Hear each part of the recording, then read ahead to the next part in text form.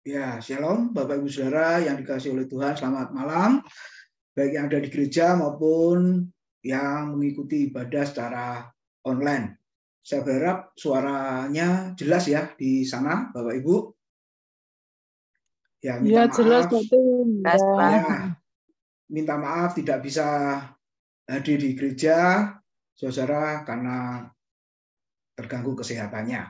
Nah, puji Tuhan, Bapak Ibu Saudara yang join melalui Zoom, ada beberapa rekan dan mahasiswa saya. Selamat bergabung, selamat beribadah, dan terpenting kita boleh bersekutu di dalam kebenaran firman Tuhan.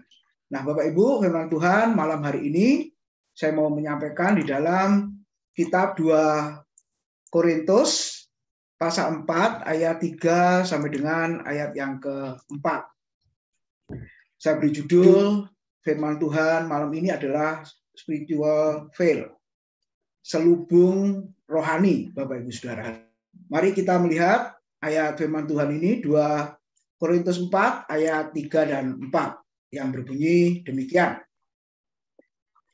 Jika Injil yang kami beritakan masih tertutup juga, maka ia tertutup untuk mereka yang akan binasa, yaitu orang-orang yang tidak percaya, yang pikirannya telah dibutakan oleh ilah zaman ini, sehingga mereka tidak melihat cahaya Injil tentang kemuliaan Kristus yang adalah gambaran Allah.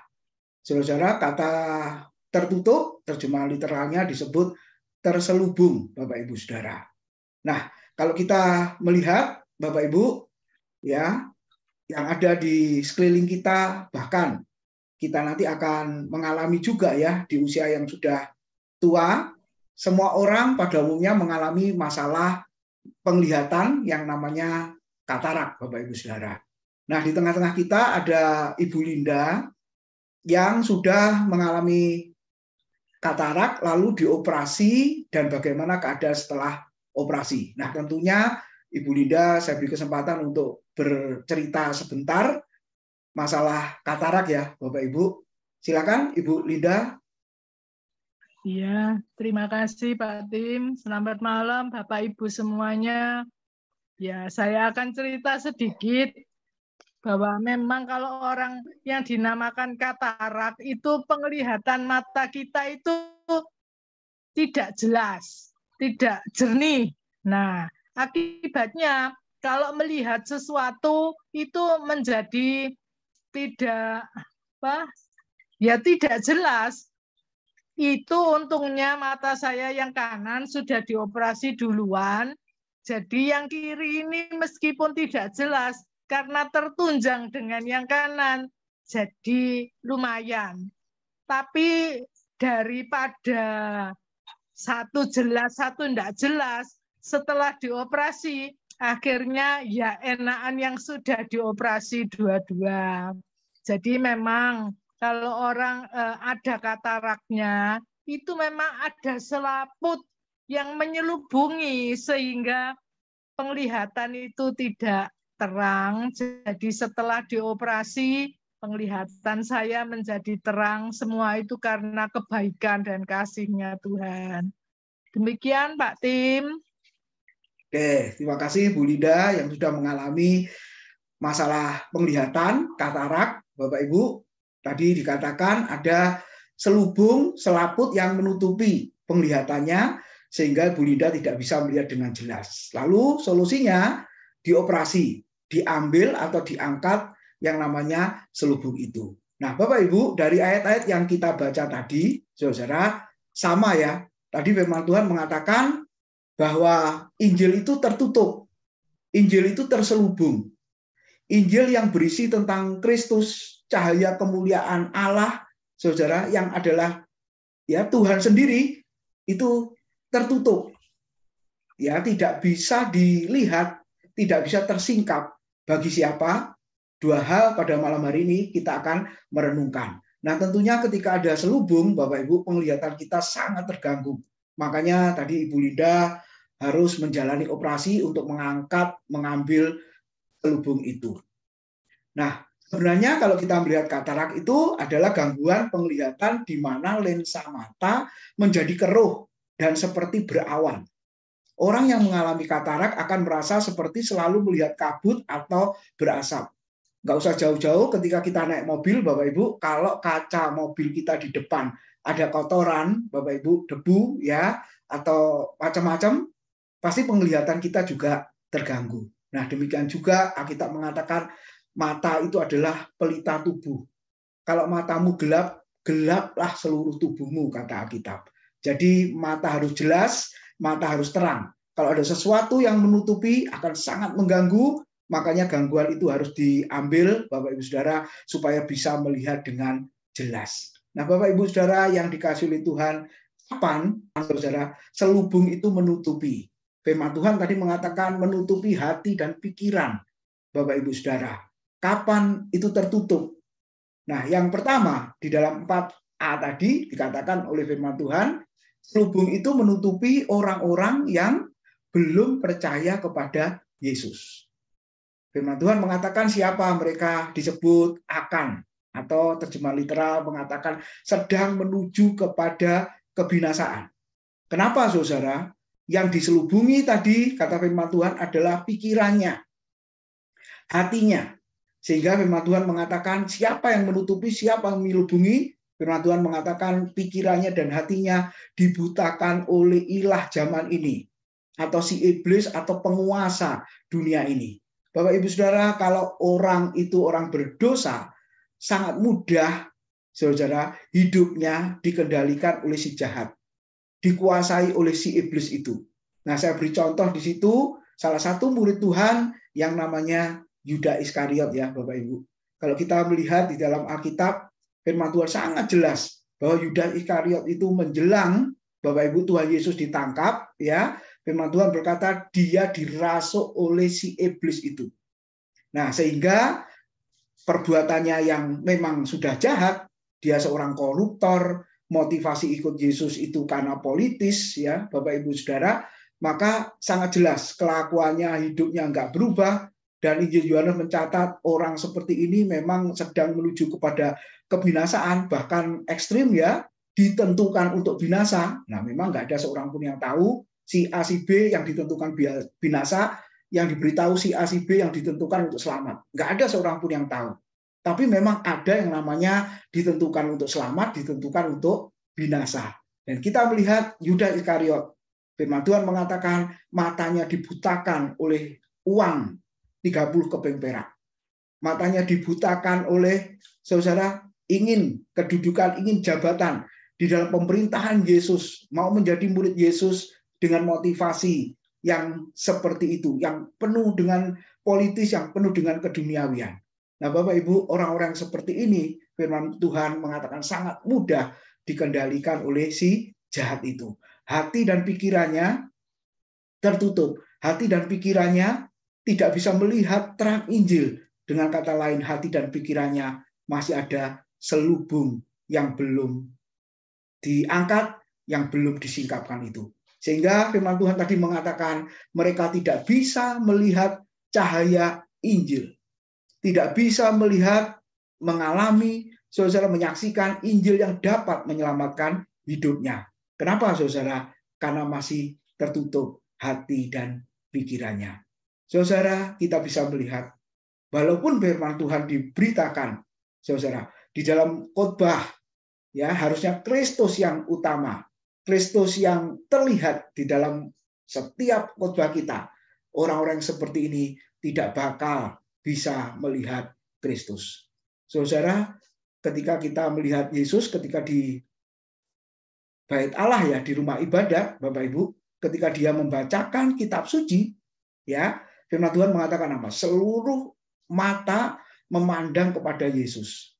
Bapak Ibu Saudara, bersyukurlah kalau saya dan saudara mendengar firman, kita memandang Kristus yang diberitakan. Kita melihat Kristus yang disalibkan.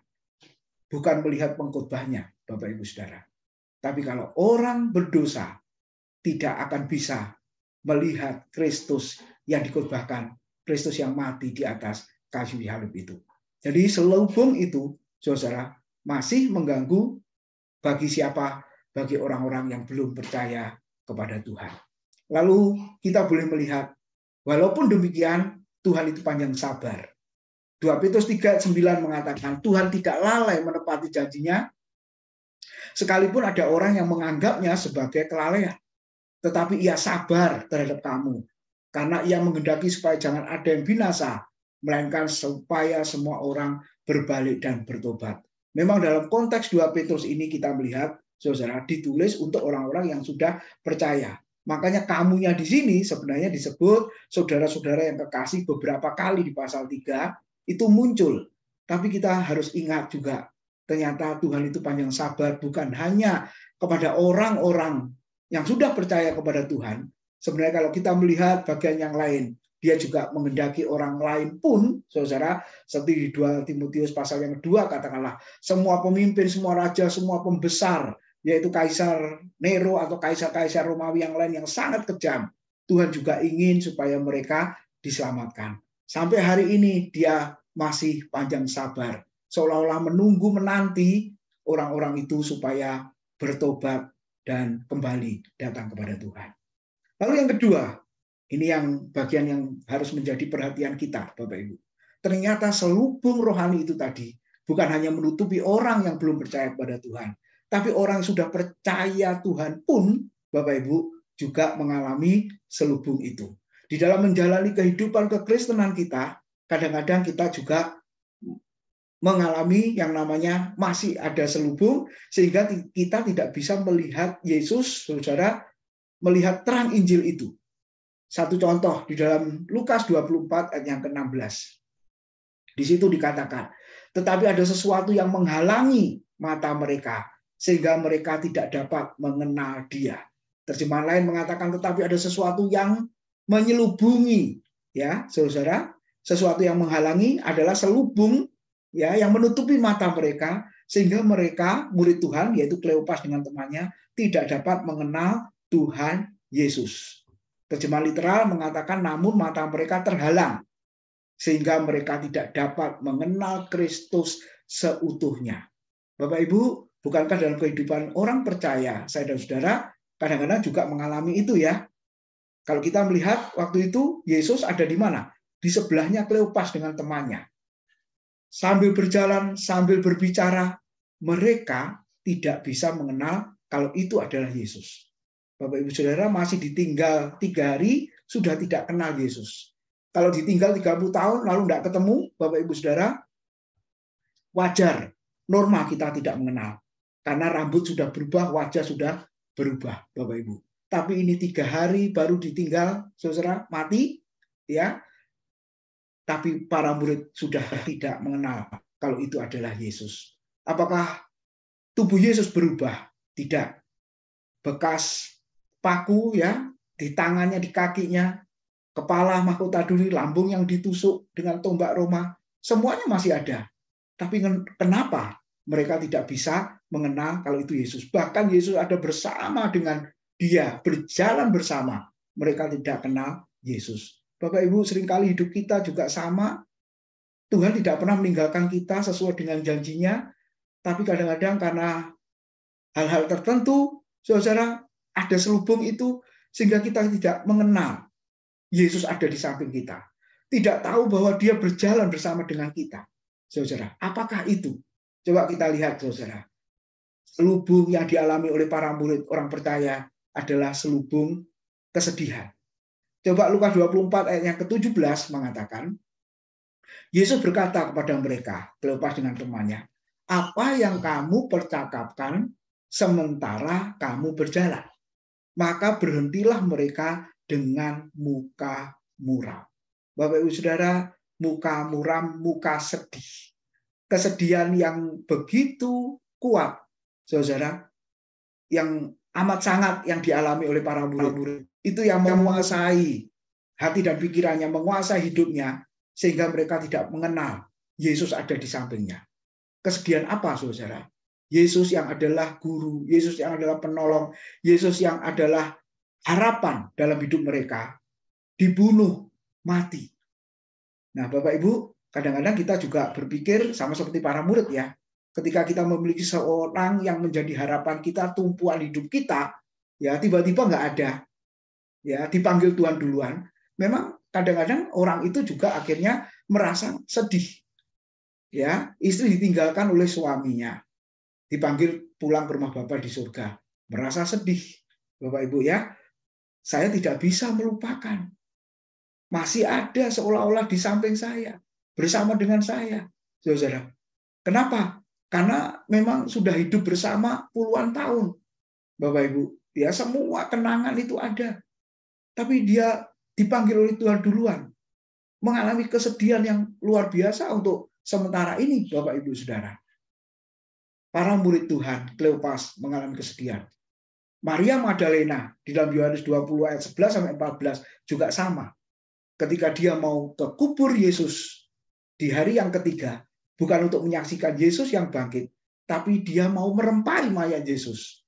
Nah, saudara-saudara, lihat ya, para murid tidak ada seorang pun yang ke kubur, padahal Yesus sudah mengatakan pada hari yang ketiga nanti aku akan bangkit. Harusnya para murid ke kubur untuk menyaksikan kubur itu kosong, Bapak Ibu Saudara. Ya, berarti apa yang dikatakan Yesus benar, bahwa dia hidup, ya, dia bangkit, saudara-saudara. Tapi kita melihat, terutama Maria Magdalena dengan perempuan yang lain, ketika pergi ke kubur, bukan untuk menyaksikan Yesus yang bangkit. Dia ingin melihat mayat Yesus masih ada di sana, Bapak Ibu Saudara. Karena kita mengatakan mereka mau merempai mayat Yesus. Ketika kubur itu kosong, mereka juga sedih. Lalu di dalam ayat-ayat berikutnya, Yesus mendatangi Maria Magdalena, menganggap Yesus sebagai penunggu taman. Jadi yang pertama, Bapak Ibu, yang kita renungkan malam hari ini, kesedihan yang terlalu berat, yang terlalu besar yang kita alami di dalam kehidupan kita, menjalani hari-hari kita, yang penuh dengan kesulitan ini, bisa juga menyebabkan kita tidak bisa mengenal Yesus. Dan itu merupakan selubung, Bapak Ibu. Lalu yang kedua, Lukas 24 ayat 18 sampai 21, khususnya ayat 21 ya. Yang kedua yang dialami oleh orang percaya adalah selubung kekecewaan itu. Coba Lukas 24:21 mengatakan, padahal kami dahulu mengharapkan bahwa dialah, yaitu Yesus Kristus, yang ada untuk membebaskan bangsa Israel. Padahal kami dahulu mengharapkan bahwa Yesus Kristus yang datang itu untuk membebaskan bangsa Israel dari penjajahan Roma. Bapak Ibu berharap, tetapi tidak terjadi. Maka muncullah yang namanya kekecewaan. Para murid berpikir tidak seperti Yesus berpikir. Yesus datang ke dalam dunia bukan secara politis. Ya, tapi para murid berpikir Yesus datang ke dalam dunia seperti yang dinubuatkan oleh nabi-nabi di dalam Perjanjian Lama sebagai Mesias, sebagai pembebas itu, dia akan membebaskan dari penjajahan Roma pada saat itu. Ternyata pengharapan mereka, saudara, ya harapannya tidak sesuai. Sehingga firman Tuhan mengatakan para murid ini mengalami kekecewaan. Pada malam hari ini saya tidak tahu apa yang sedang Bapak Ibu alami. Apakah kita juga mengalami kesedihan? Apakah juga kita mengalami yang namanya kekecewaan itu? Banyak hal, Bapak Ibu Saudara. Dan dunia bisa mengecewakan kita. Suami mengecewakan istri, istri mengecewakan suami, anak-anak mengecewakan orang tua mengecewakan anak-anak. Bahkan di dalam pelayanan pun, saudara-saudara, kita juga bisa mengalami kecewa, melihat hamba Tuhan, melihat rekan sepelayanan, melihat jemaat, melihat pelayanan. Bapak Ibu Saudara, kita bisa mengalami yang namanya kekecewaan itu. Tetapi Alkitab berkata, kalau itu tidak dilepaskan, itu bagaikan selubung, sehingga kita tidak mengalami, melihat, menyaksikan kehadiran Tuhan di dalam hidup dan pelayanan kita. Lalu berikutnya, selubung apakah itu? Lukas 24, 25-26. Dikatakan ayat yang ke-25. Lalu Yesus berkata kepada mereka, Kleopas dengan temannya, hei kamu orang bodoh, betapa lambannya hatimu, sehingga kamu tidak percaya segala sesuatu yang telah dikatakan para nabi. Selubung yang ketiga yang dialami orang yang percaya adalah kebodohan. Kebodohan terhadap apa, saudara? Terhadap pengertian kitab suci. Yesus sudah menjelaskan kepada Kleopas dengan temannya. Bahkan setelah itu, kalau Bapak Ibu lihat, Yesus menjelaskan seluruh isi kitab suci ya, dari kitab Taurat, Mazmur, kitab para nabi. Jadi 39 buku dalam Perjanjian Lama sebenarnya semuanya membicarakan tentang Kristus, saudara, yang akan datang itu. Tetapi kita bisa melihat para murid, saudara, tidak mengerti. Bahkan Yesus menegur dengan keras, betapa lambannya hatimu, hei kamu orang bodoh. Bapak, Ibu, Saudara, kita bisa melihat para murid yang sudah bersama dengan Tuhan tidak mengerti, belum mengerti apa yang dikehendaki oleh Tuhan. Bagaimana dengan saya dan saudara, ya, yang tidak bersama dengan Tuhan secara fisik, Bapak Ibu, dan Tuhan menyatakan dirinya, memperkenalkan dirinya melalui firman-Nya. Sama kalau kita tidak mengerti kitab suci, tidak mengerti firman-Nya, maka firman Tuhan juga memperingatkan hal yang sama yang begitu keras kepada kita, bahwa kita ini juga termasuk orang-orang yang bodoh. Bapak Ibu, ketika kita punya anak dikatakan bodoh kamu, maka kita sebagai orang tua akan sangat marah dan tersinggung. Apalagi kita sebagai mahasiswa, saudara sudah berumur, lalu dikatakan bodoh. Kita mungkin juga akan berkata, loh, aku ini umur sudah tua, dibilang bodoh lagi. Nah, kita merasa sakit sekali ya kita dibilang bodoh. Padahal Bapak Ibu secara tidak sadar, kita pun kadang-kadang juga sama di hadapan Tuhan. Kita termasuk orang percaya, termasuk golongan bodoh yang lamban hati dan pikiran kita, sehingga kita tidak mengerti kitab suci, kita tidak menangkap maksud Tuhan. Bahasa Yohanes mengerti bahasanya Tuhan yang tertulis dalam firman-Nya itu. Nah, Bapak Ibu, kebodohan, ketidakmengertian terhadap kitab suci, pengertian firman Tuhan, itu juga merupakan selubung. Kemarin saya mengajar, saudara, materinya tentang waspadalah, pengkhotbah 12 itu ya, saudara, membuat banyak buku melelahkan badan. Belajar melelahkan badan. Ya. Nah, kalau belajar itu melelahkan, bagaimana? Nggak usah belajar. Ya, ini ada salah satu murid saya, Rahel, dari sastra Inggris, Bapak Ibu Saudara. Ya, melelahkan yang bagaimana maksudnya? Belajar capek, iya capek. Kalau belajar capek, kalau nggak belajar capek juga ya. Jadi lebih baik belajar saja kan. Nah, dalam konteks apa? Kalau kita lihat pengkhotbah 12, belajar di situ dalam konteks ayat 1, ingat kepada Allah pencipta. Jadi belajar mengenal Allah capek. Belajar mengenal Sang Pencipta melelahkan. Tetapi Bapak Ibu, sudah kita belain dengan capek, melelahkan, susah, payah, kita pun tetap belum juga mengerti Dia. Amin, saudara. Sudah lama menjadi orang Kristen, katakanlah sudah lama juga menjadi hamba Tuhan, membaca kitab suci berulang kali, kita semakin mengenal Tuhan. Memang Tuhan bawa kita semakin mengenal, tapi mengenal Dia secara utuh, secara sempurna, belum, Bapak Ibu Saudara. Ya, karena Dia menyatakan dirinya sedikit demi sedikit kepada kita, sebatas pemahaman kita bisa mengertinya. Nah, Dia ungkapkan itu kepada kita.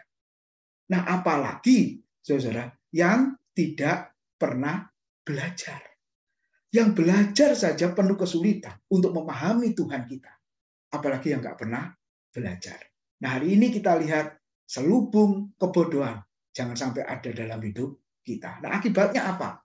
Kalau mengalami selubung kesedihan, kekecewaan, dan kebodohan, maka kita melihat, saudara, mengenal Yesus yang sebaliknya. Kleopas dengan temannya menganggap Yesus sebagai orang asing yang tidak dapat berbuat apa-apa, Bapak Ibu Saudara. Lalu di bagian yang lain, Yesus dianggap sebagai hantu 2 kali. Waktu Dia berjalan di atas air, para murid mengatakan itu hantu. Waktu Yesus bangkit, menampakkan diri pada murid-muridnya, walaupun bukan yang pertama kali, para murid juga mengatakan itu hantu. Sehingga Tuhan berkata apa? Hantu tidak ada daging dan tulangnya. Pegang aku, raba aku. Ini aku, bukan hantu. Nah, Bapak Ibu, Maria Magdalena, Yesus dianggap sebagai penunggu tamu. Orang asing, orang yang tidak dapat berbuat apa-apa. Itulah akibatnya kalau selubung itu masih ada dalam hidup kita. Tapi puji Tuhan, Yesus Kristus telah bangkit dari antara orang mati. Sehingga Lukas 24 ayat 27 dan 44 mengatakan apa? Yesus menjelaskan isi kitab suci yang berbicara tentang Kristus, sehingga mereka bisa mengenal Yesus. Lalu yang kedua, Bapak Ibu, ini yang luar biasa.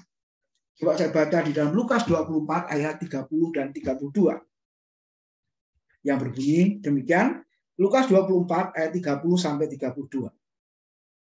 Waktu Yesus duduk makan dengan mereka, ia mengambil roti, mengucap berkat, lalu memecah-mecahkannya dan memberikannya kepada mereka. Ketika itu terbukalah mata mereka, dan mereka pun mengenal dia, tetapi ia lenyap dari tengah-tengah mereka.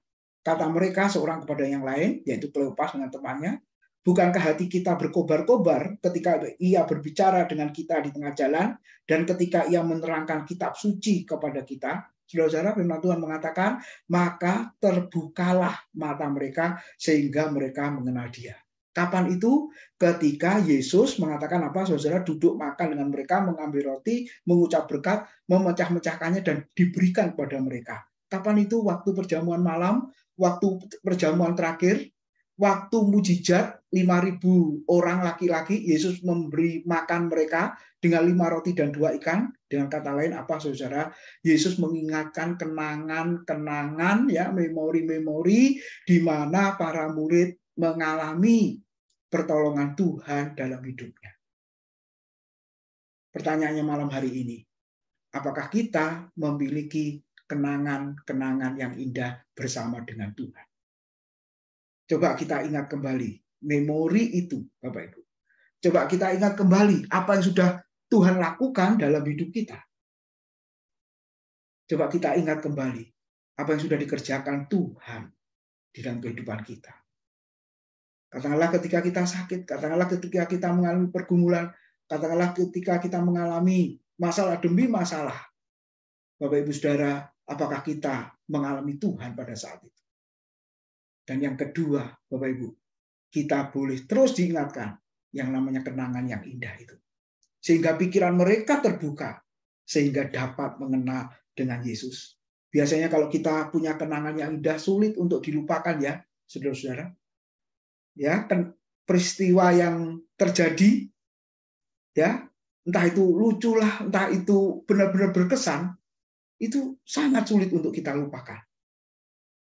Saya masih ingat mahasiswa saya punya kenangan dengan dia, saudara. Gitu ya. Pertama kali disuruh berdoa, saya nggak bisa berdoa. Wah, saya ingat sampai hari ini. Namanya pun saya ingat sampai hari ini. Nah, Bapak Ibu, itu kenangan. Nah, apalagi kita di dalam Tuhan, pelayanan, melayani Tuhan dengan saudara-saudara seiman kita, Bapak Ibu. Apakah kita memiliki kenangan-kenangan yang indah itu? Dan kalau kita ingat, saudara, semuanya itu, seolah-olah selubung itu diangkat. Dan kita mengingat, bersyukur. Oh, ternyata Tuhan masih ada bersama-sama dengan kita. Lalu yang ketiga, yang terakhir. Saudara, di situ dikatakan apa? Lalu Yesus sendiri yang membuka pikiran yang ada selubungnya itu. Lukas 24 ayat 45 dan seterusnya kalau sudah dibaca, di situ dikatakan, lalu ia Yesus membuka pikiran mereka sehingga mereka mengerti kitab suci. Jadi pada malam hari ini biarlah Yesus dan Roh-Nya terus bekerja dalam hidup kita untuk membuka selubung itu supaya apa? Pikiran dan hati kita boleh semakin dikuatkan, diteguhkan untuk mengerti kitab suci. Kiranya Tuhan memberkati. Saya minta dengan hormat Pak Joko Ivandono bisa pimpin dalam doa, ya, setelah firman Tuhan. Bersyukur buat firman-Nya. Terima kasih Tuhan Yesus, kami mengucap syukur atas firman-Mu.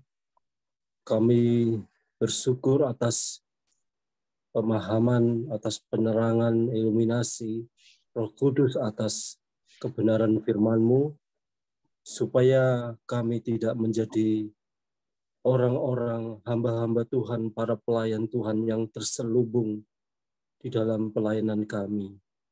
Kami boleh dibukakan selubung kami, dan kami boleh tetap hidup dalam kebenaran firman-Mu. supaya selubung itu tidak menyelubungi kami lagi. Terima kasih Tuhan Yesus atas kebenaran firman-Mu malam hari ini. Kami percaya dan yakin meskipun hamba-Mu telah menyelesaikan perkataan firman-Mu, pesan-pesan firman yang telah disampaikan, tetapi Roh Kudus akan selalu bekerja. Roh Kudus akan selalu membimbing kami agar kami semakin hari tambah hari kami semakin mengerti untuk menjadi hamba-hamba Tuhan yang baik, hamba-hamba Tuhan yang menerima tanggung jawab dan mengerjakan segala pekerjaan yang Tuhan berikan, percayakan pada kami, menyampaikan pesan-pesan Injil dalam kehidupan kami. Terima kasih Tuhan Yesus pada malam hari ini. Tuhan memberkati setiap kami yang terlibat, setiap kami yang ambil bagian di dalam pelayanan doa malam hari ini. Tuhan memberkati hamba-Mu Pak Tim yang telah menyampaikan firman Tuhan. Tuhan memberikan kesembuhan, Tuhan memulihkan kesehatannya yang terganggu. Pulihkanlah hamba-Mu Pak Tim, agar Pak Tim semakin dipakai oleh Tuhan lagi. Terima kasih Bapak, kami mengucap syukur atas kebenaran firman Tuhan ini. Di dalam nama Tuhan Yesus. Haleluya. Amin.